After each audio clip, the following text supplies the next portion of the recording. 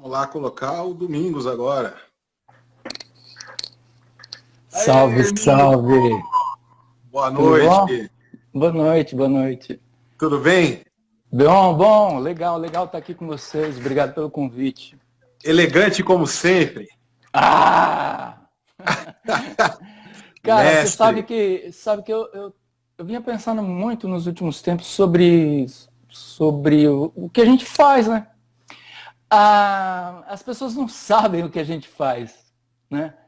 Um compositor é facilmente identificável o que o sujeito faz. O cenógrafo a gente sabe, todo mundo sabe. O figurinista todo mundo sabe. Iluminador não, né, cara? É uma profissão nova, né? Então eu achei muito bacana essa iniciativa de vocês por conta disso, para a gente poder falar um pouco sobre isso, né?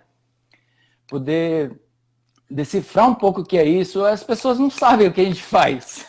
Ó, eu tenho uma carta, eu tenho uma cartinha na manga aqui, que assim, e isso está relacionado ao senhor. Opa! Então, no decorrer eu vou soltar essa cartinha. Meu E Deus. ela tá relacionada ao senhor e a essa. As pessoas não sabem o que a gente faz, mas ao mesmo tempo elas se emocionam com o que a gente faz. Isso aqui é uma cartinha na manga e está relacionada ao senhor. Tomara que você respeite os meus cabelos brancos, hein? Não, você fez pessoas chorarem. Então isso está relacionado ao senhor. Cara, assim, primeiro eu quero agradecer a sua disponibilidade, a sua generosidade. É unânime o quanto você é querido no meio artístico, de todos os lados. Nunca trabalhei com você, a gente, enfim, nunca teve junto, mas assistir coisas suas foram e fizeram parte da referência que eu tenho de luz e me engrandeceram muito quanto profissional. Então, assim, é muito bom ter você aqui, é muito bom ter você nesse encontro. A gente precisava ter o seu depoimento, óbvio, não tinha como não ter. E isso vai fazer parte dessa pequena história. Então, eu só tenho a te agradecer mesmo. Você é um profissional do mais alto que late, não tem como fazer uma etapa só com você, porque a tua história é muito grande. Então a gente vai fazer essa etapa, a gente vai parar e vai fazer uma outra etapa. Você faz parte do hall de profissionais que entram em duas etapas, entendeu? Você sabe que eu estava preocupado. Eu falei isso para você. Eu falei, pô, será que vai ter gente para... Eu pensei que a gente tinha que fazer uma pauta para contemplar, sei lá, 15, 20 minutos de conversa. Você está bem otimista, hein? Será que a gente vai ter assunto? Porra! E Mingão, eu acho que assim, a conversa ela começa lá dos primórdios, né? Em que ano você começa? Se você teve alguém que te influenciou a entrar nesse ofício, né? Algum mestre, enfim. O que te leva a olhar para a luz e falar, é esse caminho que eu quero seguir? E, sobretudo, o que faz você continuar na luz, né? Na verdade, lá no começo eu pagava as minhas contas com outra profissão. Eu era ator, né? Sério? Tem até provas. E aí, cara, no meio dos anos 80 havia um movimento muito importante de teatro aqui, que eram as coisas que o Antônio Cílio fazia. Né? Ele tinha lá no Sesc, que existe até hoje, um centro de pesquisa, né? E no meio dos anos 80, cara, ele tinha lá as coisas mais vibrantes da cena teatral de São Paulo, que era o Macunaíma antológico, o espetáculo dele, um espetáculo que revolucionou a encenação brasileira. Acho que pouca gente aqui tem idade para ter visto isso. Eu tenho. E ele tinha esse espetáculo em cartaz lá no Teatro Anchieta, uma versão do Romeu e Julieta antológica, igualmente, com músicas dos Beatles, e um mix de peças do Nelson Rodrigues, que àquela altura ele chamava de Nelson Dois Rodrigues. Então, eles revezavam esses espetáculos lá. Então, tinha um espetáculo uma semana, na semana seguinte era outro, tudo com o grupo dele, que era Macunaíma. A companhia dele chamava-se Macunaíma, e Macunaíma era o carro-chefe de uma coisa que se chama, até hoje, CPT, Centro de Pesquisa Teatral, que tinha vários núcleos. Então, eu resolvi entrar lá, fazer teste, entrar era uma coisa vibrante, você ficava dias fazendo teste, decorando texto. Aquelas escadarias do Sesc ficavam apinhadas de gente batendo texto, conversando e tal. E, enfim, acabei entrando lá, eu fazia parte de um dos muitos núcleos que tinha lá, como ator, né? E, a certa altura, bom, o Antunes era uma personagem incrível, cara. Aquele momento na minha vida é especial porque foi a única época na minha vida, durante um ano e meio que eu tive lá com o Antunes, que a gente lia um livro por semana. Além de qualquer coisa, além de qualquer mérito do artista Antunes, ele tem isso como um animador cultural. Você não ficava lá, pelo menos naquela ocasião, sem você ler um livro basicamente por semana, sem você acompanhar tudo que havia de exposições na cidade, sem você ter uma reflexão sobre a cena artística da cidade, cênicas, né? Ele, de fato, acho que ele não ia ver coisa nenhuma, mas a gente tinha que falar do que a gente via, saca? Ele fazia, às vezes, uma roda com 40, 50 pessoas, e ele ia ouvindo um por um, ele queria escutar o cara. Cara, a hora que a roda ia chegando perto de mim, assim, o coração ia bombando, assim, né? E assim, ele era foda, porque, por exemplo, a hora que o cara falava, às vezes ele não estava muito afim, na primeira palavra ele já pulava pro próximo. Então você tinha que... Era muito bacana, muito instigante você ver aquele cara que fazia aquelas peças que a gente amava, ali na tua frente, te ensinando, falando coisas e tal. E eu fiz parte de alguns núcleos desses lá, naveguei entre alguns deles. E o Antunes era assim, cara. Tinha um dia que o ator que estava ali na frente dele era o gênio, o novo gênio da cena brasileira, o melhor ator do Brasil. Dia seguinte, semana seguinte, ele era merda, cara, ele não era nada, né? Aí ele ficava pressionando, às vezes era duro por conta disso, né? E uma vez eu estava bem e tal, na semana seguinte ele começou a me impressionar, falou, Domingos Quintiliano, o que você está fazendo é abaixo de qualquer crítica, não sei o quê. Você tem que melhorar, cara. Se você não melhorar, semana que vem, eu não sei se você estará aqui conosco. Eu falei, caralho, eu quero ficar aqui, esse lugar é o meu lugar, eu quero trabalhar aqui. Aí eu falei, pô, como é que eu faço para ficar aqui? Nessa altura, havia um outro núcleo do CPT, então dirigido pelo primeiro assistente do Antunes, que Ulisses Cruz, era Ulisses Cruz, esse assistente, que tinha um núcleo lá, que então se chamava Boi Voador, e estava prestes a encenar sua primeira peça. Falei, puta merda, como é que eu fico nesse negócio? Falei, puta, já sei. Eu tinha boas noções de eletricidade, falei, eu vou lá embaixo, vou falar com o Davi, vou falar para ele me ajudar, para eu acompanhar ele trabalhando lá, porque quem sabe eu arrumando um lugar lá, eu fico aqui. Aí desci, falei com o Davi de Brito, que todos os que o conhecem, o reconhecem como uma das pessoas mais incríveis que já passaram no Teatro Paulistano aqui. Tem uma coisa do Davi que é o seguinte, eu liguei para ele semana passada para convidá-lo, óbvio, tinha que convidar o Davi, né? E aí ele, com aquele jeito dele e tal, ele falou assim, não quero fazer esse negócio de Instagram aí agora, eu não quero e tal. Eu falei, cara, mas as pessoas precisam ouvir a sua história. Cara, a gente ficou 2 horas no telefone, ele me contou a história inteira dele, assim. Eu falei, tá vendo, cara, a gente podia ter ido pro Instagram e você ter me contado a história lá, cara. Cara, tem que trazer ele aí, cara. O Davi é uma personagem, cara, que ele é muito maior do que um desenhista de luz. Ele é uma dessas personagens que eu admiro muito pela capacidade de impactar as pessoas, né? O Davi é um sujeito que saiu lá do interior da Bahia, cara, e veio para cá com a sua cultura, com o seu código de honra, entendeu? Código de honra do nordestino arretado, né? De um cara que teve a educação do que é certo lá do pai dele, veio aqui, cara, saiu fuçando um lugar para ele, arrumou um trabalho lá no Sesc, acabou virando iluminador, acabou, cara, comandando aquele Teatro Anchieta com uma maestria incrível, né? É pouco tempo para falar do Davi aqui, eu não serei capaz de falar nada à altura desse cara. Cara, eu vou falar uma coisa para você.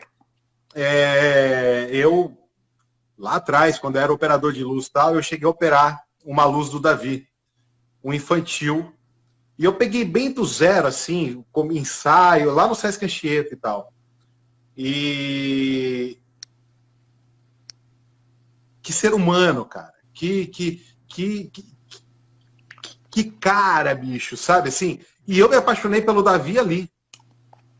É isso que eu tô te falando, que ele é maior do que a obra, maior do que o lance de luz, assim, né?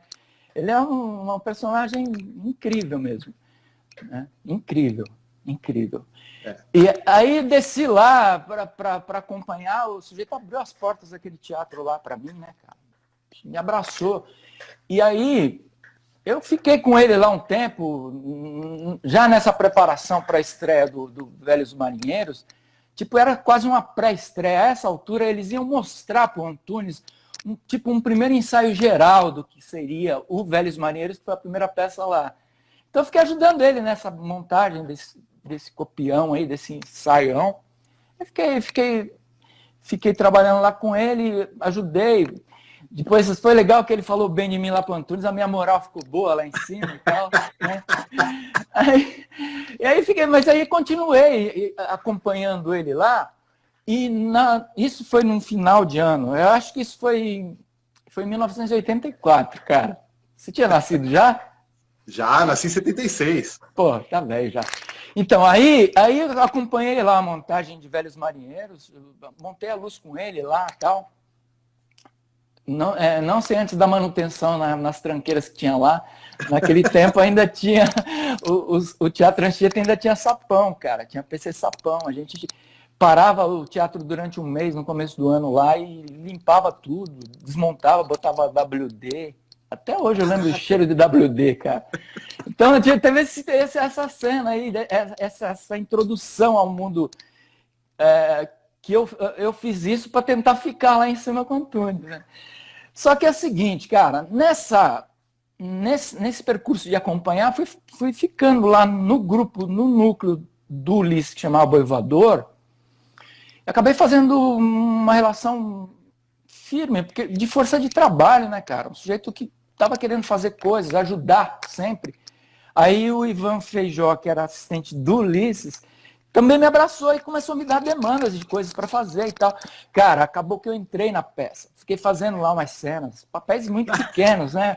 Na peça. Então eu ensaiava com o Antunes em cima, um dos núcleos dele lá, que a essa altura era uma peça que se chamava A Hora e a Vez de Augusto Matraga, que depois estreou com Raul Cortez lá.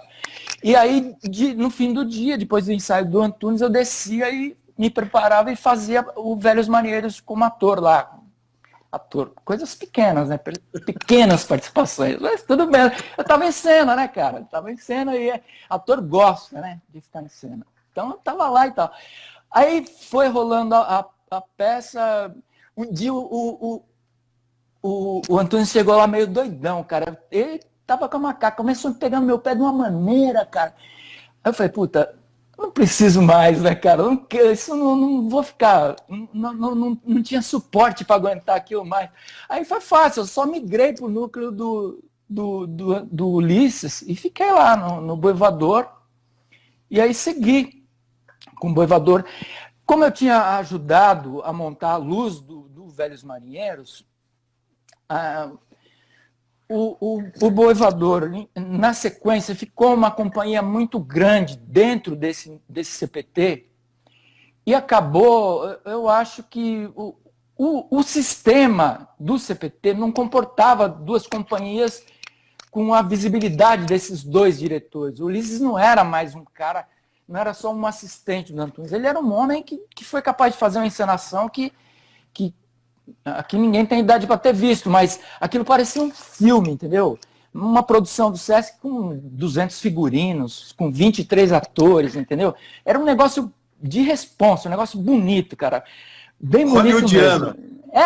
Não, porque era dentro da nossa simplicidade aqui, né? Mas cheio de invenções, cheio de ideias boas. E aí, esse núcleo teve que sair de lá. Ficou muito grande não tinha espaço para o grupo Macunaíma, que era o grupo do Antunes, e o Boivador, que era o grupo do Ulisses. Aí teve que sair, e eu, como tinha acompanhado toda essa história, cara, estou me alongando, mas é mais ou menos o começo, a gênese dessa história. Não, tá incrível, né? Tá incrível. Tá? Aí, nas primeiras cidades, eu sabia mais ou menos como funcionava, sabia das necessidades da peça, e eu montava a luz. Abracei aquele negócio lá, uma coisa que as pessoas falavam, pô, que difícil que era alguém pegar e fazer um negócio daquele tamanho. Eu fui capaz de fazer aquilo. Num primeiro instante, foi um assistente, um partner do Davi, junto, na primeira cidade, para acompanhar. Eu acho até que ele assinava a luz junto com o Davi. Mas só que é o seguinte, quando chegou lá, eu tinha soluções para as coisas que o cara não tinha. Entendeu? Então, eu fui resolvendo as coisas, porque já estava nascendo o grande e o gigante Domingos Quintiliano. Não estava nascendo ninguém, mas porque eu era um resolvedor de problemas a essa altura. Por quê? Eu não dava atenção para isso. Isso aí era a minha função na companhia. Era uma companhia, Boivador, uma hora a gente vai falar mais dela, talvez, mas era uma companhia incrível em que todo mundo... As coisas se resolviam dentro da companhia. Nós tínhamos o Charles Lopes, saudosa memória, não está mais por aqui, que ele entendia tudo da caixa de cena, sabe, de maquinária, cenotecnia, ele sabia tudo isso. Então, ele sabia resolver todas as coisas de planejamento, de maquinária, tudo, incrível. Então, lá dentro, a gente se resolvia, entre nós, a gente resolvia, a gente fazia o negócio acontecer. A gente não tinha grana para trazer técnicos de fora, mas a gente sabia fazer. Muito bacana, isso é um punch, era uma força para a companhia que era incrível, a gente tinha um certo orgulho disso. E a minha parte era montar a luz durante o dia, aí tinha alguém para operar. No primeiro instante, cara, não lembro muito bem quem operava. Nas primeiras cidades foi esse cara que foi com o Davi, que era partner do Davi. E eu ia resolvendo as coisas. Essa solução das coisas, nessa viagem, foi dando uma experiência que a gente não tinha onde ter fora dali, né? Eu fui desenvolvendo um jeito de resolver as coisas.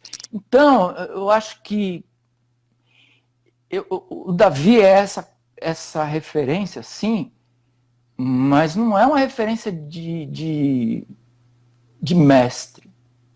Essa palavra eu acho meio foda, porque eu acho que a gente é o mestre, saca? A gente tem que ser o nosso mestre, sacou? E ao mesmo tempo, todo mundo pode ser mestre, porque você pode aprender com todo mundo, né? Você pode aprender com todo mundo, até com os medíocres, porque você pode aprender como não sê-lo. Né? Então, eu acho que o primeiro é você ser seu mestre. Eu tenho a sorte de ter começado a lidar com isso, depois de ter 4 ou 5 anos como ator, com atenção ligada para uma visão do teatro um pouco mais ampla, né? Com todas as coisas que envolvem a cena. Né? Uma visão um pouco... Cara... No CPT, você não fazia uma peça sem ler a obra inteira daquele autor. Então, eu já tinha lido o Jorge Amado inteiro, eu tinha lido os modernistas aqui, né? Os caras do modernismo paulista, Oswald de Andrade, Mário, essas coisas. Tinha lido Mário de Andrade inteiro por causa do Macunaíma. Então, cara, ninguém sai desse tipo de experiência impune. Então, atenção para essa coisa, para o entorno do teatro, me fazia olhar aquilo de um outro jeito. Por isso que eu estou te falando que a gente pode ser o nosso mestre, à medida em que você vai aqui e ali, você vê o que daqui e dali serve para você, saca? Para você fazer o teu caminho, né? Fazer as coisas que você acha que você tem que fazer e fazer as coisas que você nem sabe que você pode fazer. Eu não sabia que eu podia fazer luz, só que eu fazia, né? Fazia. Só que, e aí fui fazendo e a direção ali, o Ulisses, foi percebendo que ali, a certa altura, já tinha soluções que escapavam um pouco do que eram as soluções do teatro primeiro, em parte porque tinha feito um circuito onde se enfrentava situações técnicas diferentes, em parte porque a peça também sofria alguma modificação. E essas modificações iam sendo resolvidas na luz por mim. O Ulisses Cruz percebeu isso e falou para mim, olha, isso aqui está um pouco diferente do que era lá, então eu achava que você tinha que assinar isso junto com eles. Eu falei, pô, eu não tinha nem olho para isso, eu não tinha interesse disso. Eu estava ali cumprindo a minha função, a companhia era uma cooperativa, as pessoas ganhavam mais quanto mais coisas fizessem. Entendi. Era um sujeito de muita iniciativa, fazia um monte de coisas, né? Então, aquilo era, a minha praia era essa. Fazia o meu modesto trabalho de ator, um coadjuvante lá da quinta fileira, né? Mas estava feliz ali e tal, né? Aí eu falei, puta, peraí, Ulisses, eu preciso falar com o Davi primeiro. Aliás, eu tinha esquecido desse tema. Outro dia, eu falando com o Davi, ele falou, olha, você me ligou perguntando se podia, coisa assim. Eu falei, pô, que bom. Eu sabia onde eu estava pisando, saca? Eu sabia onde eu estava pisando. Respeitava muito aquilo lá, respeitava tudo. Por ironia, o meu nome apareceu pela primeira vez em jornal, assim, numa ficha técnica, junto com o Davi, com acho que Robson, outro, em Portugal, cara. Quando a gente viajou para a Europa, aí a primeira vez que refez a ficha técnica foi em Portugal. Então apareceu lá o meu nome. Em 2 lugares, olha a moral. Em 2 lugares da ficha técnica, como ator e como um dos 3 iluminadores da peça. Caraca! Aí assim, então, na verdade, eu fui aprendendo, resolvendo coisas, né? Eu fui aprendendo com soluções para o olho bacana que esse tal de Ulisses Cruz tinha para a cena. Ulisses Cruz, ele é um homem com... Cara, ele dirige, ele é um diretor. Então, ele é um homem que sabe tirar o melhor do figurinista, ele sabe fazer o cenógrafo fazer o que ele precisa para a peça dele. Cara, uma das coisas que eu mais admiro é assim, porque ele é um homem capaz de chegar para um cara que nem um monstro sagrado da cenografia mundial, que chama Elio Eschbauer, e falar para ele, ó, não, isso aqui não... O que você fez não serve para isso aqui. Isso, por causa disso. E o Elio Eschbauer, tá bom, então... E faz outra coisa, cara. Então, incrível. Eu fico pensando, isso é uma coisa tão genial, né, cara? Porque é incrível. É incrível, porque o cara tem coragem de falar isso para os artistas que estão com ele, que são, às vezes, pessoas que vieram antes dele. Elio Eschbauer é um homem que ele está na história mundial da cenografia, cara. As pessoas que estão nos ouvindo aqui, muitos deles vão saber o que eu estou falando. Quem não sabe... Puta, uma hora, vê quem foi Elio Eschbauer. Tô divagando um pouco, só para falar um pouco da admiração que eu tenho por um diretor como esse. Claro. E o olho desse diretor, as necessidades desse diretor, foram mexendo em mim para eu me virar e achar saídas para aquelas coisas. Ele não é um homem que sabia falar, faz assim que vai dar certo. Cara, tem que resolver isso por causa disso e isso. E aí meu, o que você faz nisso? Você apela para o mestre que há em você, né? Dentro das tuas referências. Como é que eu me saio dessa, né, cara? Uhum. E olha, amigo, parece que eu me saí bem. Porque aí na segunda peça da companhia eu assinei a Luz junto e tal. Eu assinei a Luz. Ele me chamou para assinar a Luz. Qual peça então, foi? Essa segunda peça da companhia chamava-se Despertar da Primavera. E aí eu assinava junto com o Edivaldo Rodrigues, o Didi, que ele já não está mais por aqui, porque ele achou que ele já tinha feito tudo que ele tinha que fazer, e falou assim, eu vou embora. E foi embora, não está mais entre nós, infelizmente, mas era um homem que hoje podia estar fazendo coisas muito bacanas, e foi-se. E eu assinava junto com ele a segunda peça, acho que eu assinei 2 ou 3 junto com o Didi dentro do Boivador. Isso aí em que ano, mais ou menos? Isso aí, cara... O Paulinho tá falando que viu no Glauci Rocha. Caraca, Paulinho, você não tem tantos cabelos brancos quanto eu, e viu isso, Paulinho?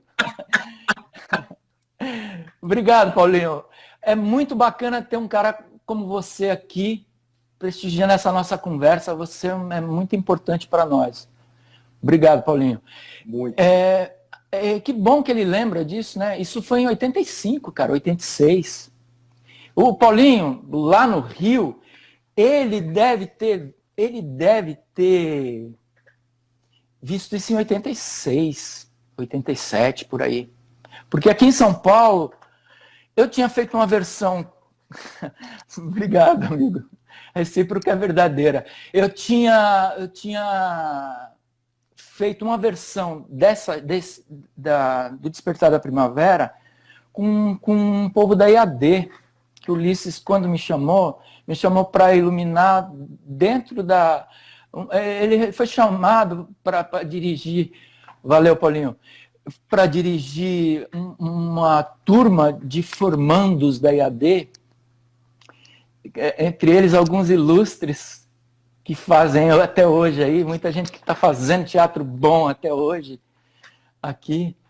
Não vou falar nome aqui, porque senão vou esquecer alguém e eles vão me matar. Mas muita gente bacana daquela turma, né? Muita gente bacana. E aí a gente fez dentro da IAD e dentro do TUSP, cara. TUSP, naquele tempo, funcionava lá no Itaim, não era aqui perto do centro, como é hoje, não. Um teatro que a gente foi reformar o teatro.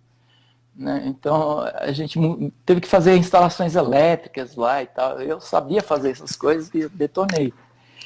E fiz aquilo bacana, cara.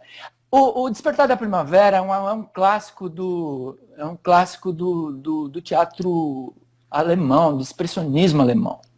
Então, cara, a gente mergulhou, eu e o Didi, a gente mergulhou naquele universo do cinema expressionista alemão. Cara, aquilo lá para a Luz é cheio de referências, né? Aquilo lá é uma beleza. Aquilo. Então a gente mergulhou, a gente bebeu, a gente dormiu, acordou estudando aquele negócio.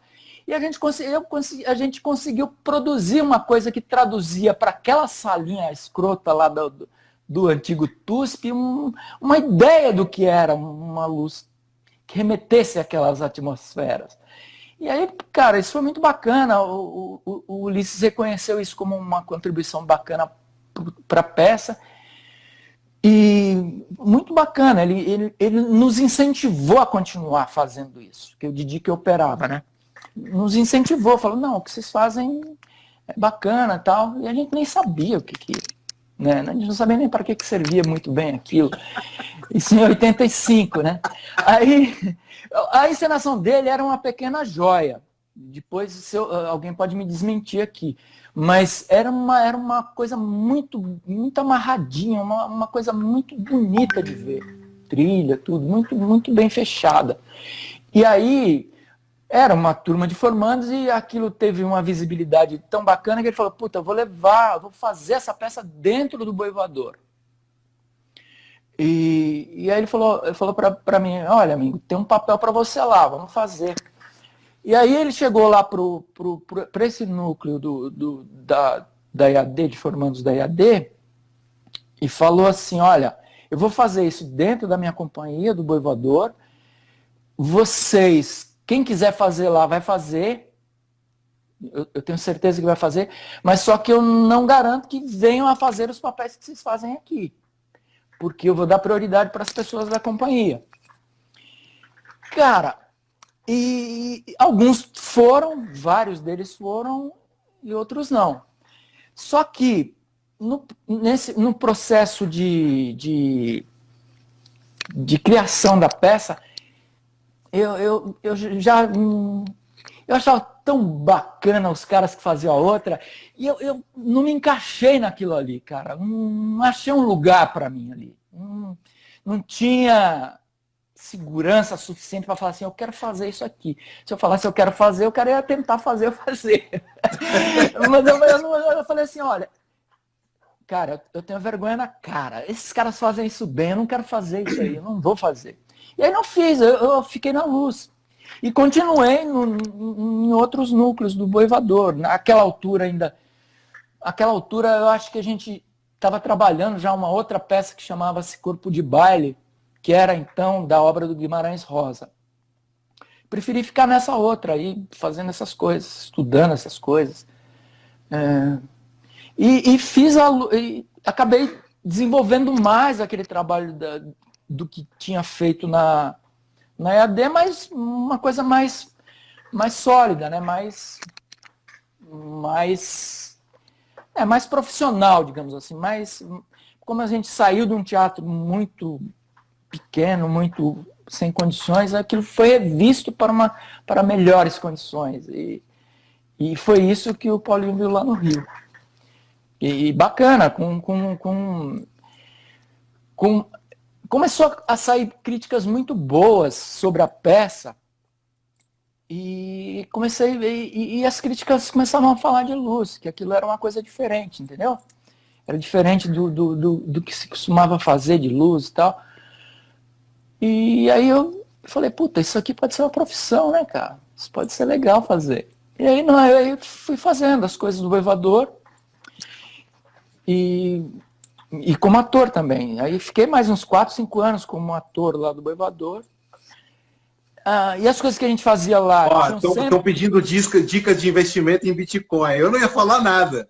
Mas, inclusive, hoje me procuraram e perguntaram assim, ó, pergunta se ele gosta de fazer mais luz ou se ele gosta de investir mais em bitcoins. Cara, sei tudo sobre criptomoedas, cara. A única coisa que eu vou falar agora sobre isso é que é o futuro. O futuro, o dólar vai ser substituído por Bitcoin. Mas não vou falar mais nada. Isso não é uma dica de investimento. Isso aí pode levar a pessoa à ruína. Quem foi que falou disso aí? Eu não vou falar, porque assim, eu não sou cagueta. Eu não vou falar que a pessoa que me procurou para falar, pergunta se ele gosta mais de luz ou de bitcoins, eu não posso falar que é a Lígia Chaim. Ô, Lígia, a Lígia é moderna demais, cara. A Lígia é moderna. Lígia, um beijo, Lígia. Bom que você está aqui. Outro dia eu vi a tua live e eu achei tão bacana. Você falou de mim, né? Fiquei feliz, Lígia. Obrigado. Todo mundo, cara, em todas as lives falou de você. Mentira, você está brincando. Verdade, pô. Pô, então tem que ver outras. Preciso ver a live dele inteira, então. Ô, Mingo, então praticamente você, quando você começa então, na carreira de luz, você já começa com o Ulisses Cruz, então? Cara... Ele é o teu primeiro diretor? Ele é o primeiro diretor e essas primeiras... Eu preciso dizer que as soluções... Talvez ele devesse até assinar junto, saca? Porque as coisas eram tão... A mão dele era tão pesada no que tinha que ser feito, que ele era parte daquilo lá, nas primeiras, né? Agora, só que é o seguinte, ele sabia o que precisava. eu sabia como entregar aquilo para ele, entendeu? Eu não sei se ele teria a mesma luz pedindo aquelas coisas que ele pediu para mim de outras pessoas. Uhum. Então, por isso que eu admito ter assinado sem ele. Eu e o Didi assinamos as primeiras. Então, assim, olha, o Ulisses, ele é responsável por eu estar nessa profissão. Não fosse ele e as suas encomendas, ele e as suas demandas, eu não estava aqui. Sobretudo, cara, por uma coisa vital nesse trabalho que às vezes as pessoas não prestam atenção, que é o apreço pela imagem, ô César. Apreço pela imagem. Às vezes as pessoas acham que um facho de luz na fumaça é o bicho. Não é, cara. É apreço pela imagem. Né? É apreço para entregar para o diretor a imagem que ele espera da peça dele. Eu tô louco, não? Nem um pouco. Então, eu herdei do Ulisses esse apreço, essa vontade de oferecer imagens sofisticadas. Eu, sem falsa modéstia, cara, eu Depois, me empenhei muito nisso. Na segunda parte, depois, eu vou tocar de 2 trabalhos seus, cara, que eu vi, e que, para mim, era de uma sofisticação incrível, mas isso é na segunda parte. Bacana. Então, eu devo essa profissão muito a esse cara. Primeiro, assim, de falar assim, não, o que vocês fazem é diferente, vamos fazer essa e vamos fazer. Porque ele podia, dentro do Boivador, a gente tinha estrutura para contratar alguém de fora. Mas àquela altura, em 1984, 85, 86, não, a gente não... Era difícil ver gente que fazia só isso, sabe, César? Era muito difícil você ter um cara, um iluminador, eu não conhecia ninguém que vivesse só disso. Sinceramente, talvez eu fosse por ignorância minha. Eu acompanhava lá o Davi, as coisas que o Davi fazia, mas o Davi fazia as coisas, num primeiro instante, do Antunes, mas ele era o cara lá do Teatro Anchieta, ele era o gestor do Teatro Anchieta, o gestor técnico do Teatro Anchieta, e ele tinha lá o emprego dele que garantia ele. Eu não sei se ele fazia peças, o Paulinho está falando que não tinha em São Paulo. De fato, mas eu não conhecia. No Rio tinha um monte. Já tinha, né? Já tinha o Jorginho, já tinha o Peter Gasper, tinha o Neném, o Aurélio, o Paulinho. Pois é, eu ignorava isso tudo. Aqui eu não conhecia. Se eu não conhecia o cenário paulistano, você acha que eu ia conhecer o do Rio? Só mais tarde, depois a gente vai chegar lá e vamos na linha cronológica, senão eu não saio, eu vou me embaralhar aqui, eu não saio do lugar. Desculpa aí, você tem que me ajudar aqui, cara. Eu vou divagando aqui, eu falando um monte de coisa. Não, vou te ajudar. Mas, de fato, eu não conhecia ninguém aqui. Então, o Ulisses podia trazer gente de fora, sei lá, chamar o próprio David lá, dar licença aí do Sesc, venha fazer, ele podia ter feito. Mas ele pegou e apoiou a gente. Opa! Eu não sabia que era rapidinho assim. Esse intervalo comercial é o intervalo mais rápido da TV brasileira. Não deu tempo nem de piscar. O Paulinho Medeiros, antes de você entrar, o Paulinho Medeiros mandou uma mensagem, deixou um beijo para você e ele falou que tinha que sair, mas ele deixou um beijão. Obrigado. E Mingo, então, aí tem essa história do Donda, tal, isso, aquilo. E, cara... Qual o momento da sua carreira que você olha e que você para e fala, putz, agora Quando eu falo uma carreira consolidada, sobretudo nessa nossa profissão, é um pouco difícil. Mas eu acho que quando você para e fala, porra, bicho, virei o Domingos Quintiliano, cara, virei iluminador, tem esse momento ou não? Cara... Eu já nasci assim, Domingos Quintiliano, né, cara? Mas. Não, assim, você entendeu como é, cara. Olha, eu acho que foi uma sorte grande, assim. Se tem uma coisa, amigo, que eu não posso reclamar de reconhecimento, sabe? Isso é uma sorte. Mesmo nos anos em que Quando estreou Despertar da Primavera, eu ainda fiquei fazendo as coisas do Voivador de ator durante 4, 5 anos, dentro da companhia, assim, né? E a gente era mencionado em todas as críticas, assim, né? E ganhamos prêmios, tudo. Então aquilo foi bacana. Eu sabia que eu sabia fazer aquilo, já desde cara. De cara. A gente tem certeza disso. Não, eu sabia resolver as coisas ali, sobretudo por conta daquilo que eu te falei do apreço pela imagem. O que a gente entregava era bem diferente do que a gente costumava ver, assim. Naquele tempo tinha poucos diretores que tinham apreço por isso, né? Tinha lá o Flávio Rangel, que cuidava de luz, mas ele não tinha iluminador, era ele que fazia aquilo. As coisas de um cara que chama José Posse Neto, que fez coisas bacanas de teatro, mas ele era mais de dança, mas era também um homem que cuidava das luzes e ele fazia. Ele chamava um técnico, ele ia lá e fazia o cara fazer aquilo para ele. Não sei nem se ele assinava a luz, mas eu sei que era por conta dele que aquilo fazia. Naquele tempo, a maioria dos diretores cuidava de luz na semana da estreia. Sacou? Vai estrear na quinta-feira, na segunda chega um iluminador lá. Aí ele falava pro cara, olha, eu quero uma luz azul nessa cena, uma luz branca aqui, um âmbar ali, um foco no meio. E o cara ia lá, o iluminador fazia isso pro cara. Então, essa pegada de você, que o Ulisses fazia, de você juntar uma equipe, juntar o cenógrafo, juntar o figurinista e juntar o iluminador e falar, e principalmente uma coisa que o Ulisses fez lá desde cara, é levar o nome do iluminador para o topo da ficha técnica.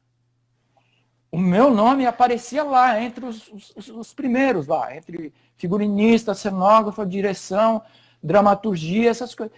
Isso foi me dando uma... Eu falei, puta, isso aí... Eu sei fazer esse negócio, né? Então, devo mais essa ao cara. E aí eu acho, talvez eu seja um dinossauro um pouco dessa visão de iluminador como um partner dos criadores, né? Uhum. Então, isso eu nasci fazendo assim. Desculpa, mas era o jeito que... Amigo, eu nem sabia se tinha outro jeito de fazer. Acompanhei lá o jeito que o Davi fez com o Ulisses, mas era diferente dessa pegada de você estudar as coisas, de você se debruçar em cima da obra do autor e tentar pescar o que tem dali que você pode te ajudar a resolver uma questão do diretor. Né? Já que você tocou nesse assunto, Mingo, como que funciona o teu processo criativo? O que para você o que você compreende das etapas de um processo criativo? Ô César, eu sou um caos, amigo. Sou um caos. Que ótimo! Eu chego em cada peça. Sem saber porra nenhuma, velho. Eu chego em cada peça tentando saber o que aquele cara precisa de mim, entendeu? O que ele precisa para a peça dele. É um desespero. Agora melhor, que cabelos brancos servem para isso. Talvez eu tenha ganho por isso, né? Por conta desse desespero para solucionar as coisas. Agora menos um pouco, viu? Nos últimos poucos anos,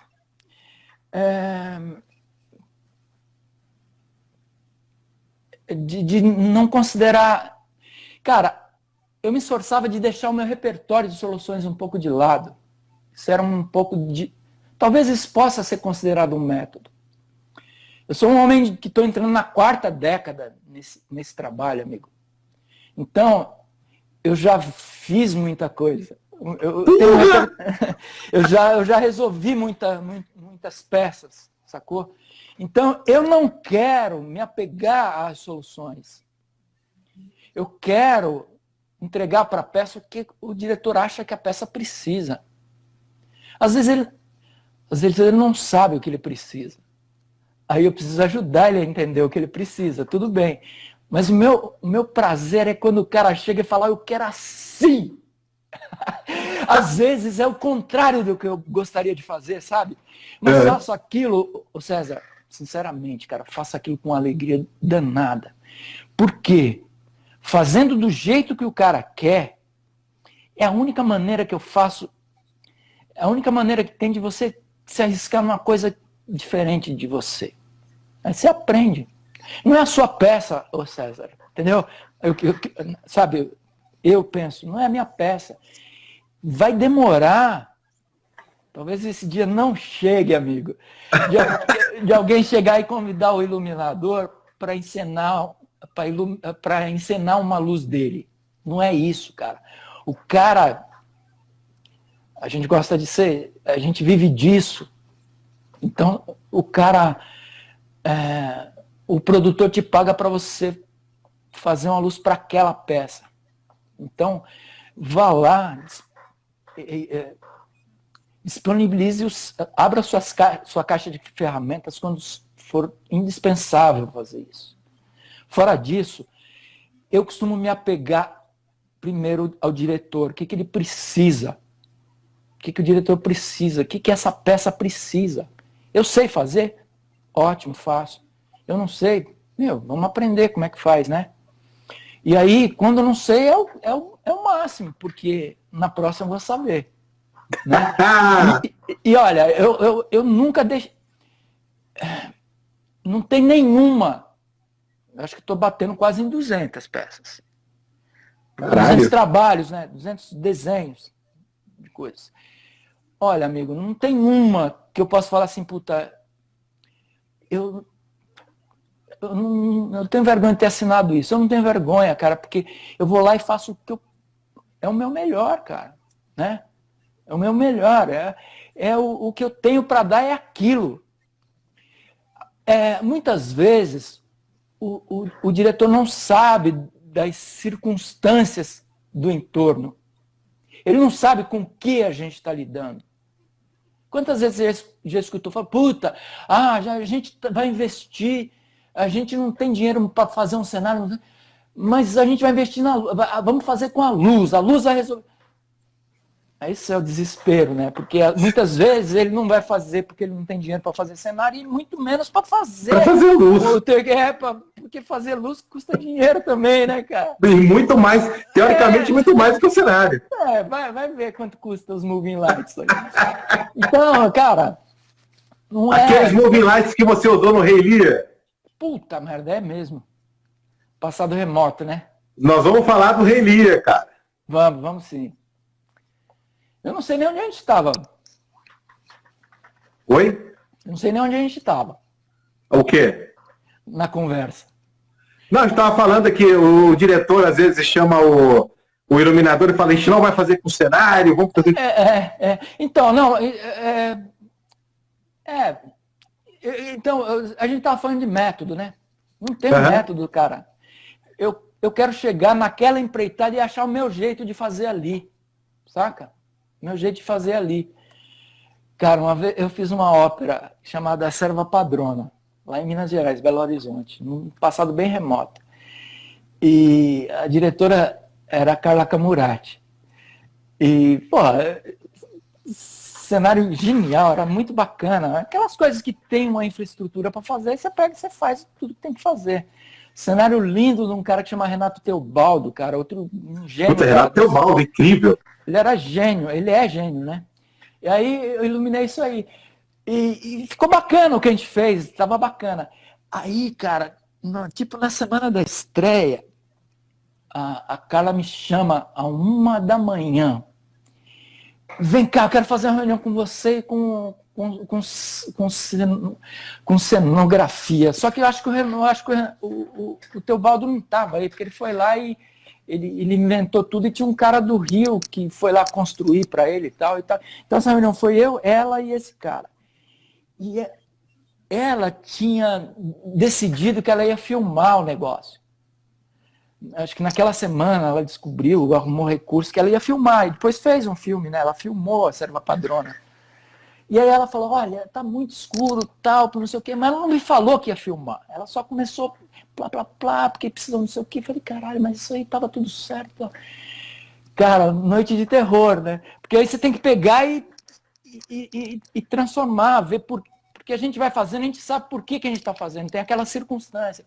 Isso para dizer que às vezes o diretor não sabe como, não sabe por as coisas estão de um certo jeito e às vezes uma mudança implica em coisas que você não tem muito domínio, né?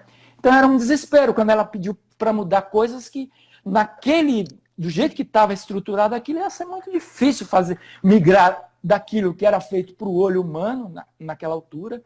Naquela altura as câmeras não eram como hoje. Hoje aquilo podia ser captado com qualidade boa mas naquela época não dava. Então foi meio desesperador assim, tentar fazer e tal.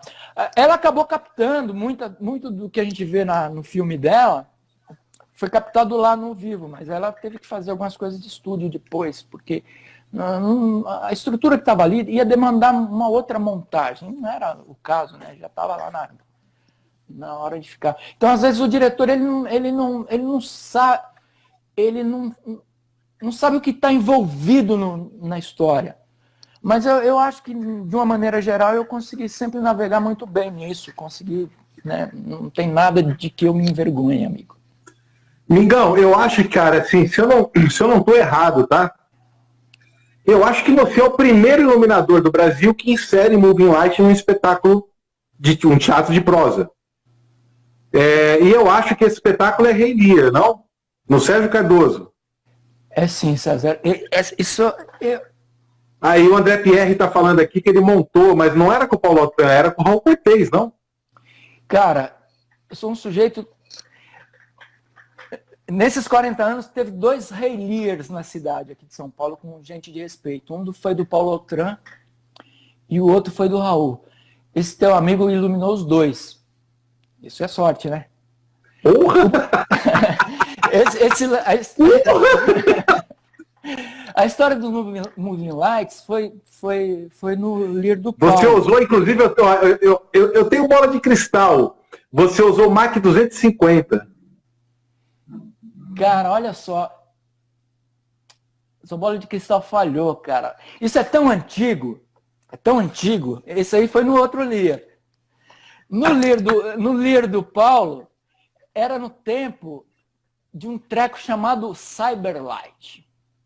Amigo, Cyberlight. Precisava de 15 caras para carregar um. É pesado, era pesado. Agora, tinha umas coisas incríveis. Ele tinha um espelho, né? Sim, e a luz era uma paulada. Muito bacana. A história de usar Moving Light lá foi, tipo, para resolver uma parada, que é assim.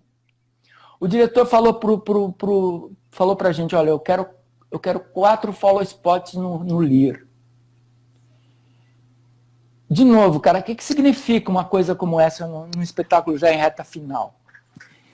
Significa que a tua cenografia tem que contemplar alguma coisa para você pendurar essas porra lá. O Elliot Bauer desesperou o cenógrafo. Quem dirigiu foi o Ulisses Cruz? É. O Elliot Bauer falou, puta, eu vou ter que construir torres, né? Vou ter que construir torres 4 torres para botar os caras pendurados lá em cima. Isso vai ser uma demanda muito louca. Ele estava estudando uma maneira de fazer, porque isso não falava muito com o cenário que ele tinha pensado.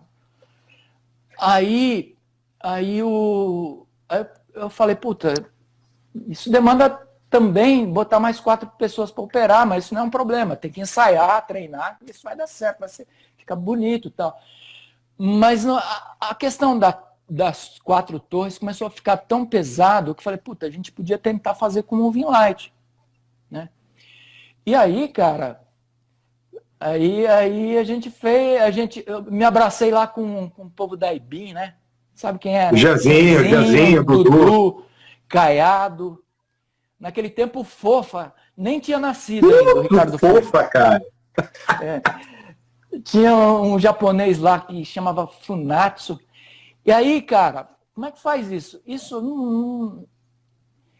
um inferno, cara. Não queira fazer isso, dá muito trabalho. Amigo, a gente programou luz 40 dias. Oi? 40 dias. 40 dias.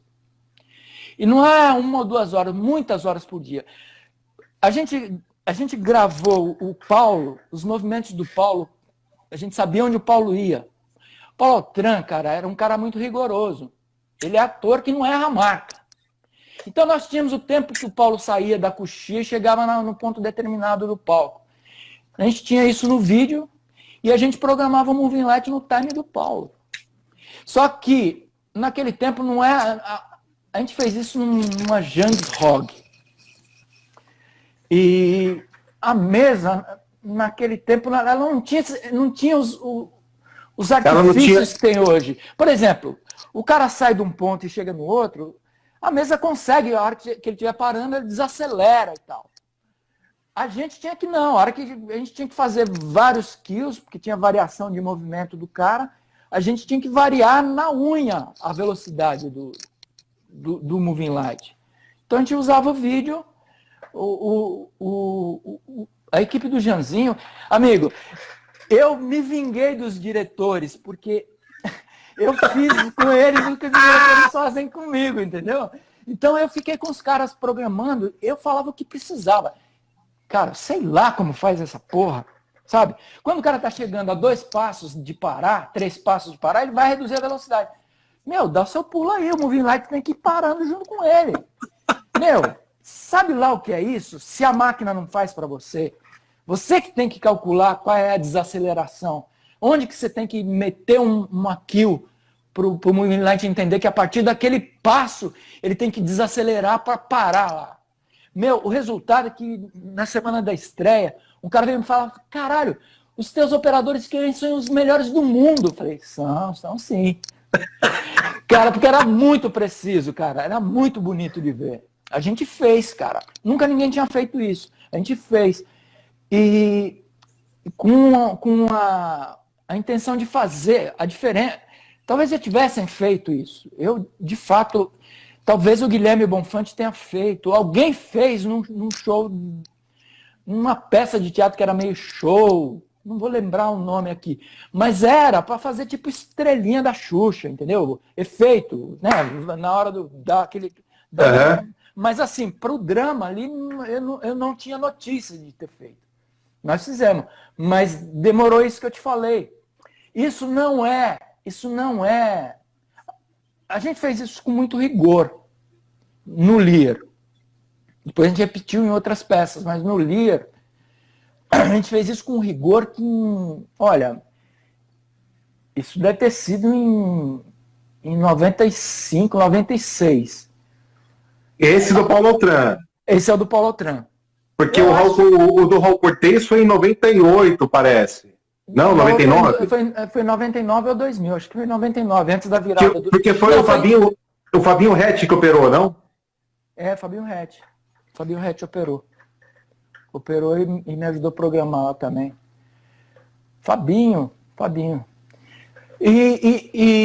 Então, isso foi para resolver uma demanda que envolvia cenografia, envolvia verba de produção, envolvia uma equipe de desenvolvedores, que foi o que a IBIM fez. Né? O Janzinho e o Dudu, cara, foram geniais, cara. Foram geniais. Que empresa disponibiliza tempo durante 40 dias para fazer? Não, tudo bem que o aluguel custava 7 mil dólares por mês. Que peça dispõe de 7 mil dólares por mês para bancar hoje? Não existe, né? Depois a gente descobriu que o Paulo já tinha metido no patrocínio lá. Se estreou em Curitiba. Então, na hora que ele estreou, ele já tinha os recursos para fazer isso. O cara sabia fazer. Né? Era um realizador, né? O Paulo Altran, de saudosa memória. Então, uma das peças sua que eu vi que me marcou foi o Rei Lear, mas com o Raul Cortez. E uma outra que me marcou, cara, que é bem recente, O Camareiro. Que luz linda, cara. Você viu essa última versão com... Não, eu vi... teatro? Eu vi a primeira lá no Porto Seguro. Pô, eu fiz mais bonita aqui na última, cara. Sério? Porra, eu achei aquela luz linda, cara. Era bonito, né? Era bonito. Você vê, olha... O seu trabalho de intensidade, sabe? O seu trabalho... eu não sei se eu tô muito louco, mas tinha uns fresnéis que vinham, que recortavam, porque o cenário ele tinha muito vazado, né? Então você tinha uns fresnéis que vinham assim, numa intensidade e uma tonalidade, cara. Uma outra luz sua que eu vi muitos e muitos anos atrás, e eu me arrisco a dizer que tinha 1h45 de espetáculo com 6 ou 7 movimentos. Se eu não me engano, era Fim do Jogo, com Edson Celulari, Cacá Carvalho, direção do Chiquinho Medeiros. Estou enganado? Eu fiz essa, mas eu não sei se eram tão poucos, não. Eu acho que tinha mais movimento que isso. Mas talvez você esteja se referindo a uma peça que chamava A Noite Antes da Floresta, não era um monólogo? Não. Não.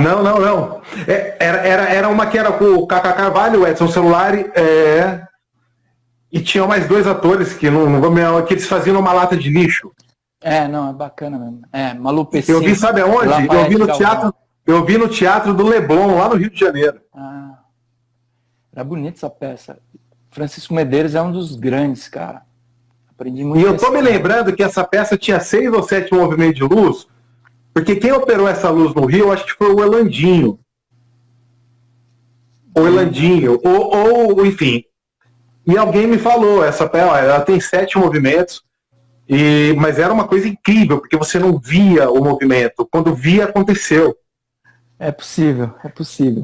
Você sabe que se foi isso, é porque é o seguinte, ela estreou em Belém do Pará, cara, a cidade do Cacá Carvalho. Do Cacá. Salvo engano, eu operava isso aí lá. Eu fui lá conhecer Belém do Pará, que é uma cidade incrível, né? Eu não lembro se eu operava. Conheci a Lúcia Chidiek lá, me ajudou. Lúcia Chidiek, incrível, cara. É possível que tenha pouco. Como eu operei um dia, eu fazia simples, que é para não errar, né? Se eu errasse, porque eu vou dar bronca em quem? Na verdade, eu me infiltrei na equipe para conhecer Belém e Manaus. Não, assim, cara, eu tento fazer com que esse HD aqui, ele funcione, né? E eu me lembro dessa peça em específico, eu me lembro que tinha lá um momento que a luz baixava e que, cara, e aí essa luz, bicho, sei lá, de repente do nada aquele cenário crescia, eu falei, caralho, mas eu não vi essa porra mudar, cara.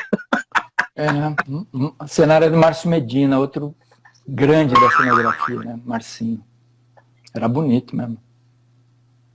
E aí o Camareiro, que é o mais recente, eu vi no Porto Seguro, que eu acho que uma semana depois da estreia. E eu achei incrível, eu achei lindo. Você foi indicado ao chão, inclusive, né? Fui.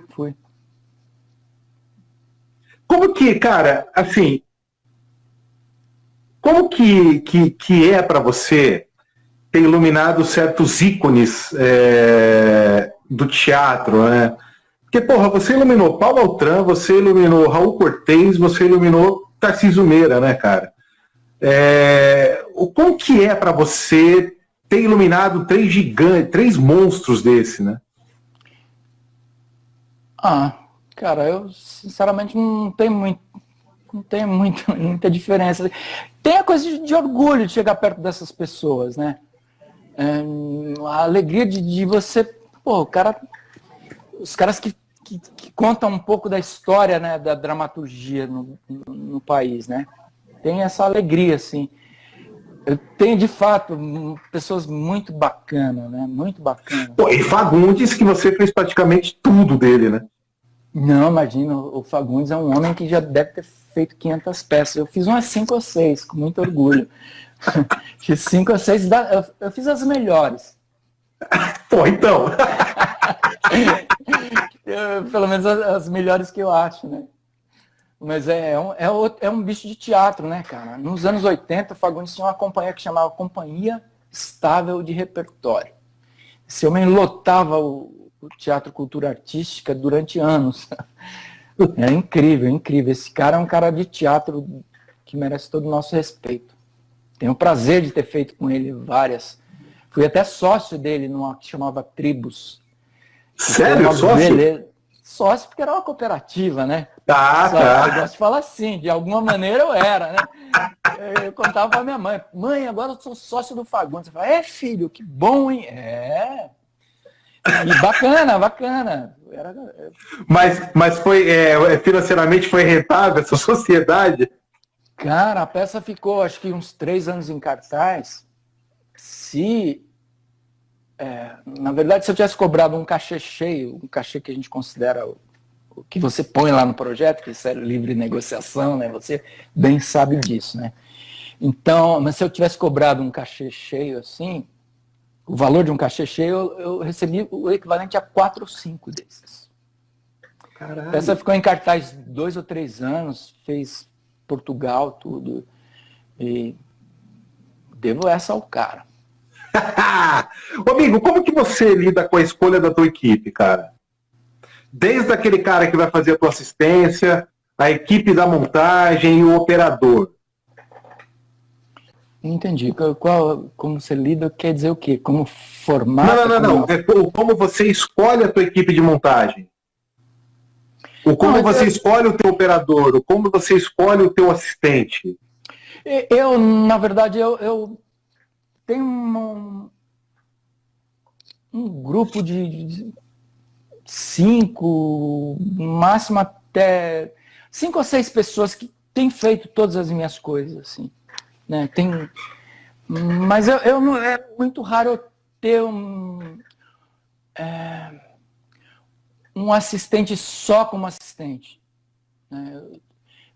Eu tenho gente que faz comigo, mas eu não tenho uma equipe perene, assim, não costumo ter. Costumo respeitar muito produção. Muitas vezes a produção tem alguém de confiança que costuma fazer, aí eu sempre que possível faço com esse cara. E tem uns parceiros que fazem, né? que são os caras que vão me socorrer quando eu preciso e tal. Sou um cara que apanho muito para coisa de programação, cara, porque eu sei o que precisa.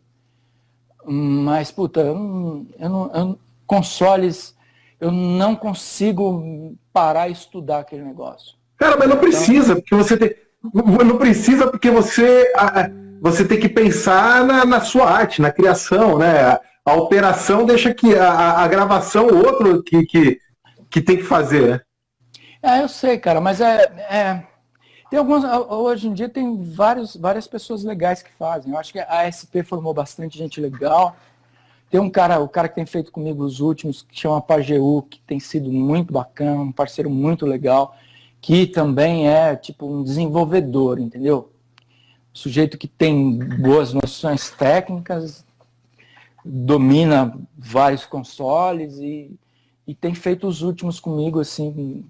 Mas tem várias pessoas que fazem, assim, mas eu não tenho uma equipe, não costumo ter uma equipe fixa, assim. O Mingo, na TV, você chegou a fazer o Criança Esperança, né? Mas, na verdade, fui contratado como um diretor de fotografia lá, né? Para desenhar as luzes, mas me ofereceram esse cargo de diretor de fotografia porque a televisão, iluminador naquela ocasião, isso nós estamos falando de acho que 9, 10 anos atrás. O iluminador lá, ele não... É diferente do que a gente faz no teatro. Por outro lado, o que a gente faz no teatro, se bem feito, né, César, é algo muito parecido com o que faz o diretor de fotografia, né? Uhum. A gente tem que regular as nossas intensidades, isso que chamou a tua atenção nas peças que você citou, é porque é controle absoluto das intensidades e controle absoluto do que cada uma das fontes está fazendo lá. Cada uma que você pendura, você sabe por que você pendurou. Então, vire-se para usar ela a serviço da tua peça. Eu sou rigoroso com isso, né? Com controle de intensidade, para ajustar para a retina das pessoas. O diretor de fotografia faz isso sempre, para o olho da câmera.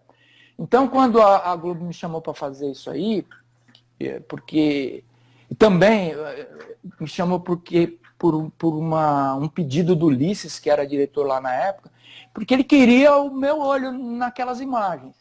Então, eu fiquei muito feliz de poder prestar um serviço para a qualidade das imagens na televisão, né, cara? Foi uma experiência muito bacana, muito bacana. Criança Esperança, para quem não sabe, àquela altura era um evento de 5 milhões, sabe? Um evento numa quadra de esportes, onde era possível você fazer uma boca de cena de 30 metros com a cortina de 25 metros de altura. Então é uma escala diferente do que a gente tem. No teatro, essa experiência com o Moving Light, talvez eu tenha de fato sido o que mais usou no passado aí. Isso controlado na dramaturgia, misturado com a luz de tungstênio, misturado com as outras coisas. Muitas peças você ia ver e não via o Moving Light, não sabia que tinha Moving Light lá. Eu estudei isso, eu desenvolvi isso, eu trabalhei muito isso. E lá é uma outra escala. No teatro, no máximo que eu tinha usado eram, sei lá, 10, 12 aparelhos. Amigo, Criança Esperança é 350 aparelhos. Então, é uma escala, cara. É uma escala absurda. Agora é o seguinte, você desenha, você sabe a peça, a obra precisa, você estrutura aquilo e vai dar certo. Vai dar certo, porque não é aleatório. Você sabe onde você está pendurando aquilo, você tem uma ideia de como você vai usar aquilo. Agora, aquilo lá, essa experiência na televisão, a primeira, que foi Criança Esperança, eu me deparei com rigor técnico do equipamento, com essa abundância, eu odeio essa palavra abundância. Esse luxo, mas né? Com esse luxo, com fartura. Com essa fartura. E fala, puta, porque assim, o desespero para qualidade de imagem, quanto menos fonte você tiver, é melhor, cara. Sabe? Se você consegue resolver a tua imagem com menos quantidade, você vai ficar mais feliz. Agora, você tem 350, dá um jeito de usar isso de um jeito bacana. E aí, cara, eu encontrei lá o Sérgio Lima, né, cara? Que é uma alegria conhecer um cara desse. O Sérgio Lima, ele nesse universo do show, nesse universo de evento maior, assim, tem uma proporção determinada.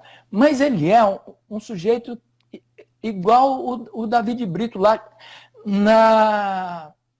no impacto com o entorno dele. Né? Ele é também muito maior do que a obra dele. Sim. O Sérgio Lima, ele é um sujeito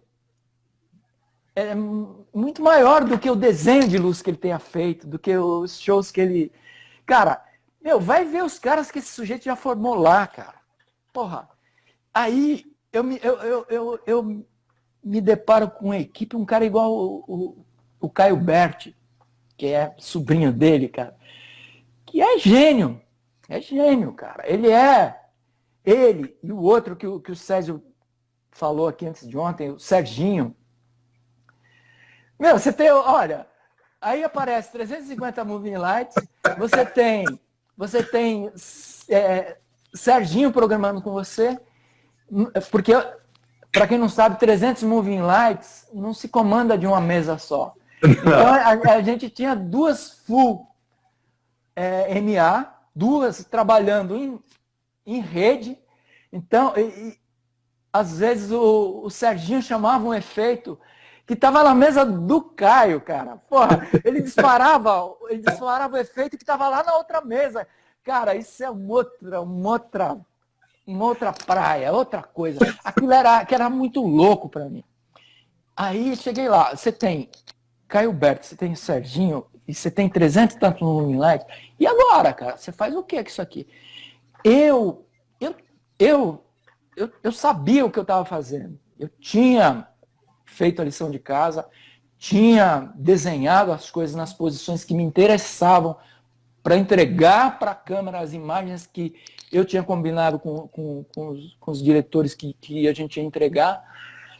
Só que aquilo tinha que ser mais simples do que eu queria fazer. Eu queria fazer uma programação pensando no que eu fazia no teatro. No teatro, cara, eu fiz coisas de uma sofisticação incrível. Aquilo que eu te falava do cara achar que eu tinha o melhor operador de canhão do mundo, aquilo é matemática, cara. Aquilo é muito cálculo matemático. Aquilo é prodígio de programação. Muito embora a grande MA entregue aquilo com mais facilidade, eu com 2 gênios do lado programando, eu tive uma dificuldade para fazer aquilo que eu achava que tinha que fazer. Não podia ser naquele nível não podia ser naquele nível de sofisticação de programação. Tinha muito pouco tempo, com o show tudo pronto. Para finalizar a programação, a gente praticamente ia fazer isso na véspera do ensaio geral. Eu virei uma noite lá com o Serginho, programando isso do estilo que eu achava que tinha que ser. Cara, matei o cara. Até hoje tenho pena dele. Como eu judiei de Serginho, cara. Ele muito generoso, foi lá, trabalhou pra caramba, fez tudo que precisava de ser feito, mas aquilo não era para você fazer num dia. Aquilo, os gringos fazem com 30 dias de antecedência. Sim. Os shows da Broadway, os caras, você sabe, os caras estreiam aquilo em turnê e 30 dias antes vai para chegar lá na Broadway com aquilo lá pronto. Uhum. Então não dava para fazer aquilo naquele grau de sofisticação que estava na minha cabeça de um dia para o outro, não dava. Então eu judiei dos caras. E chegou no ensaio geral, claro, o negócio não foi muito legal, né? Primeiro que a coisa não estava pronta. Então aquela urgência, o teatro fica pronto muito em cima da hora. A minha linha era de entregar, sei lá, 2 ou 3 dias depois, assim, desse ensaio, que tinha alguns dias antes do evento. Mas pro staff, para a estrutura, era ali que tinha que ser. Aquilo escapou de mim, assim. Aquilo não era, o deadline era fora do lugar ali. Então, eu judiei muito do Serginho. Um dia eu vou pedir desculpa para ele. E para o Caio Berti disso. Então, esse ensaio, que era para ser geral, foi um desastre, porque a gente não conseguiu operacionalizar o negócio. Eu sabia o que eu tinha gravado, eu sabia que nós tínhamos ali, mas naquele universo de 2 mesas full, eu não conseguia ajudar os caras na hora ali do operar, saca? Eu sabia o que eu tinha gravado, sabia onde estava, mas aquilo, eu não fui capaz de tornar aquilo operacionável. Estou sendo muito confuso? Tá dando para acompanhar? Tá. Aquilo ficou um inferno, e esse ensaio geral foi um caos. E aí falou, puta, a gente tem que fazer, a gente tem que entregar o que precisa ser, a gente não conseguiu aqui. Aí os caras sentaram, aí, puta, aquele negócio que o colega falou na live, toca o telefone de todo mundo. E o Césio Lima assinava a direção de fotografia comigo.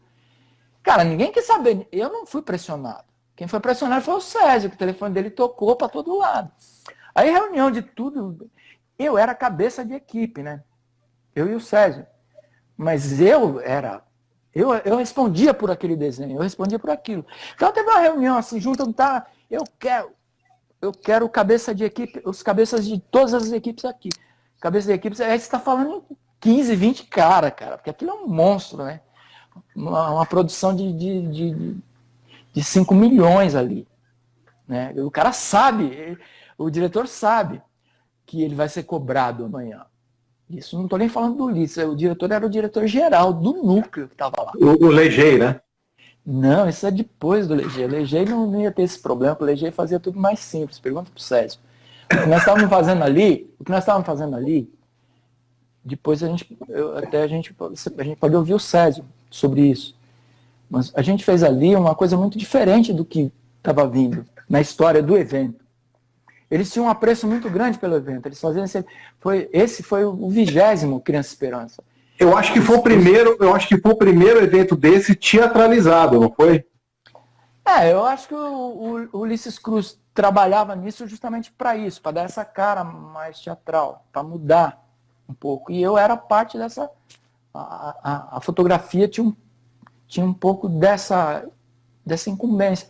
A gente conseguiu, a gente teve imagens muito boas. Eu até tenho umas coisas aí, depois, se alguém quiser, eu posso compartilhar. Tenho coisas para compartilhar aí, se alguém se interessar. Mas...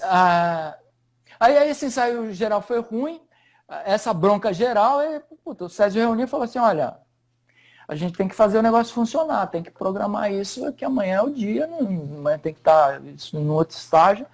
E aí, vamos lá. Aí senta Caio, Bert e Serginho e mais uma viradinha. E os caras...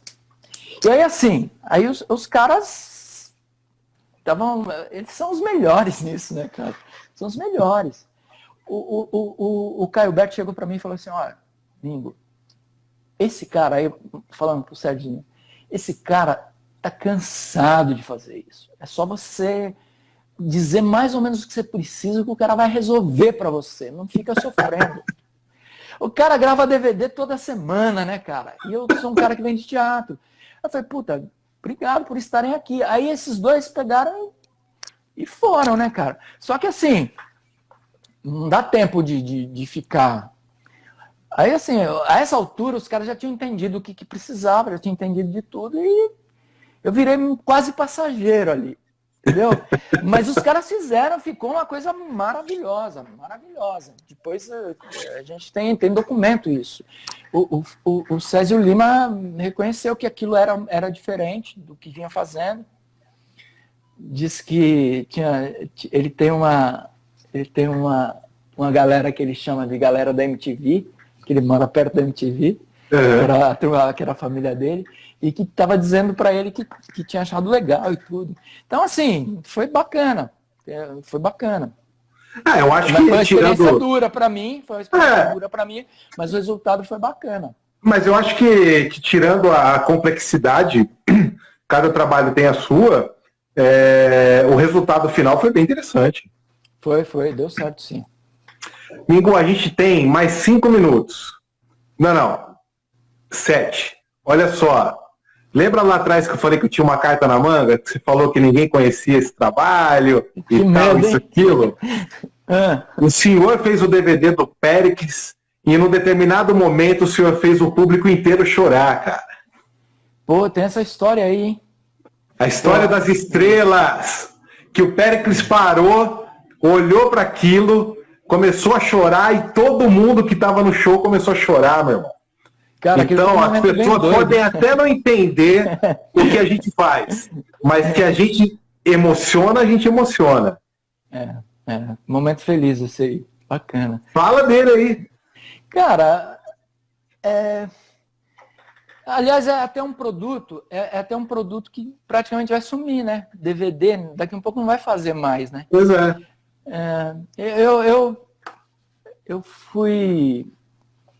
Eu fiz alguns desses. Puta, um outro esquema, né? É como um show, mas é gravado. Aí você faz uma direção de luzes, né? Com fone, você fica com fone, o diretor de corte num canal, no mesmo canal, você, diretor de corte, o diretor de fotografia, o diretor da porra toda, e os teus operadores olhando para você. E te escutando também. Cara, é uma experiência muito louca. Muito diferente do teatro. Mas, de novo, outro dia eu estava falando, em uma dessas aí, que você fez shows em que você foi chamado para dar uma cara mais dramatúrgica, mais teatral, né? Sim. Essas coisas, desde show, eu fiz muito pouco show. Pô, Milton Biasi, você é um gênio da cenografia lá da TV. Qualquer dia a gente vai se encontrar outro dia aí. Tem uma fala do Rogerinho Wiltgen, que o Rogerinho Wiltgen fala o seguinte: o moving light é um refletor que pode se mexer.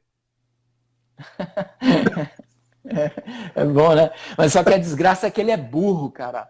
Ele é burro, você tem que falar tudo que ele tem que fazer. Você fala porcaria, ele faz porcaria para você, né? Fala porcaria para você, né? O Milton é um cenógrafo incrível, eu conheci ele lá na TV também, porque além do Criança Esperança, eu acabei fazendo um outro produto lá, que era o Faustão. E esse Milton, genial Milton Biasi, desenvolveu o desenho do cenário, e aí eu e o Césio, a gente desenvolveu a luz para aquilo. Eu também assinava direção de fotografia ali. Uma experiência genial também. Voltando ao DVD, cara, a diferença é que, de novo, um monte de recursos, mas você tem que dar conta daquilo, saber o que tem que fazer com aquilo.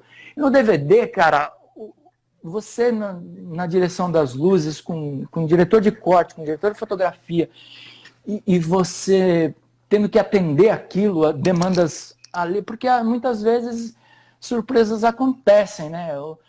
Por exemplo, no DVD do Periclão, cara, tem uma cena muito legal, assim, que aí tem o roteiro das coisas que vão acontecer, você se organiza, faz o teu roteiro e vai seguindo. Aí, tipo, a quarta ou quinta música era uma participação do Luan Santana. Então tá tudo programado lá. Fiz com o Dudu, o Caiado, a equipe do Gianzinho lá, o Marcos Fávero, que é um desses partners. Só foda, né? Não, gente muito, muito boa, né, cara? Então, assim, dá uma segurança, né? E aí eu, no comando das luzes, e roteiro tudo pronto, a sequência de eventos, aí na quinta, alguém grita aqui, olha, a quinta música vai mudar pra 10ª tanta. Eu falei, caralho, meu. Porque o Luan não chegou, cara. O Luan não chegou, fica pro final. E, cara, o Luan não chegou, mudou. Puta, aí é bom você ter esse suporte, né? Você ter as pessoas, né? Putz, sei lá o que acontece numa porra dessa. Eu tenho medo de operação. Então os caras resolvem aquilo lá.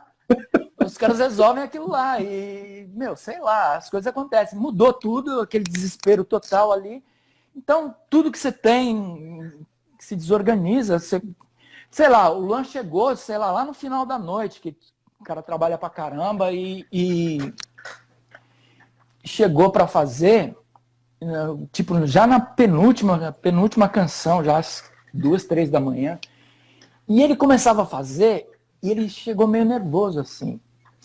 E ele parou muitas vezes, fez inteira nenhuma vez, fez uma vez inteira que não ficou bom, aí foi repetir, ele não chegou no final, aí depois parece que ele estava nervoso, ficou com medo de ser vaiado e não voltou mais, cara. Ele não voltou. Depois os caras tiveram que se fuder lá na edição, né? Porque não tinha uma passada inteira, assim. Sei lá como é que eles fazem, né? Mas tinha a participação dele no DVD lá. DVD bonito pra caramba. Vale a pena ver quem... Aí tive essa experiência, fiz um da Cláudia Leite, cara, lá no Teatro Castro Alves. Que experiência incrível. A direção era a Flávia Moraes, cara. Que artista incrível, a Flávia. Ela no corte era uma experiência incrível. Eu tive que ter gravado ela falando que é uma experiência pra vida, né? Que artista incrível. Incrível. Acabou nosso tempo aí? Falei demais? Não, que falou incrível, cara. Mingão, olha só, a gente tem 1 minuto só. Eu quero de novo agradecer a sua aula de hoje, a sua generosidade, como é bom te ouvir, cara. Você, além de ser um gigante da luz, você traz paz nas suas palavras. É verdade, cara. Obrigado. E assim, para mim foi uma honra passar essa 1 hora e pouco com você aqui. E é isso, só tenho que te agradecer, cara. Obrigado. Obrigado a você. Eu acho um máximo essa iniciativa de vocês. Para acabar, queria dizer que eu tenho a sorte de ter colecionado mais afetos que desafetos nesse trabalho. Às vezes, reta final, assim, a gente bota... Já fui muito grosseiro em algumas ocasiões, mas eu tenho a sorte de ter sido compreendido às vezes todas, né? Às vezes todas. E amigo, fiz muitos amigos aí.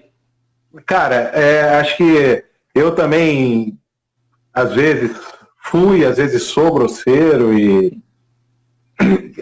cara, eu acho que é momentos, não acho que não é... Eu não enxergo isso como maldade, sabe? Assim, a gente não é mal. São as nossas precariedades, rapaz. Como o Maneco falou outro dia, eu arregalei o olho. Falei, insegurança. É só isso, cara. É não reconhecer o Deus que há em ti. E achar cara, que não né? Você sabe que eu tenho um pequeno sonho, né, cara? Que assim... em algum momento, quando tudo isso passar, eu tenho um pequeno sonho de reunir num único espaço todas essas cabeças pensantes de luz para uma festa, pra gente beber junto, pra gente, sabe? Isso é um sonho meu, cara. De verdade. Chama eu, César. Já tá na lista. Obrigado. Mingão, obrigado por hoje, tá? Obrigado a vocês. Um abraço. Foi incrível, cara. Obrigado. Olha, tem mais de 2 aí. Eu tinha combinado que se baixasse menos de 2 pessoas eu ia parar, mas parece que teve até gente velha. Ó, no intervalo da primeira para a segunda, eu tenho que salvar o vídeo, óbvio. E quando eu salvei o vídeo, já tinha passado mais de 100 pessoas na live, cara. Bacana, que bom. Obrigado, amigo. Mingão, obrigado. Boa noite, beijão e tamo junto. Obrigado, até mais. Valeu, tchau, tchau.